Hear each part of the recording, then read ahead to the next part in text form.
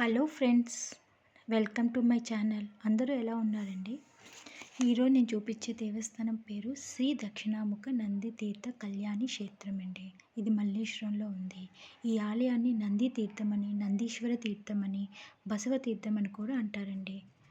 యాక్చువల్గా ఇది 400 సంవత్సరాల పాటు ఖననం చేయబడిన ఈ ఓం నమస్తారాయ నమః శంభవే చ మయోభవే చ నమః శంకరాయ చ మయస్కరాయ చ నమః శివాయ చ శివతరాయ చ.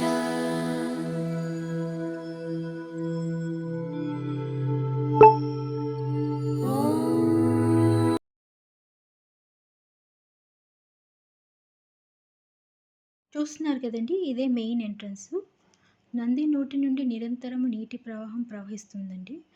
దీనిని పవిత్ర జలంగా భావిస్తారు. దీనిని కన్నడలో తీర్థ అని పిలుస్తారు. నంది నోటి నుండి వచ్చే నీరు శివలింగం మీద పడి ఆలయం మధ్యలో ఉన్న మెట్ల తటాకంలోకి ప్రవహిస్తుంది.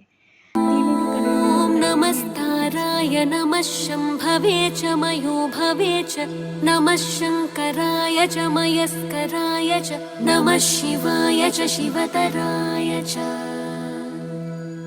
చూస్తున్నారు కదండి, ఇక్కడ శివలింగం ముందు ఒక పాండ్ లాగా ఉంది. అక్కడ తాబేళ్ళు, ఫిష్లు అన్నీ ఉన్నాయండి.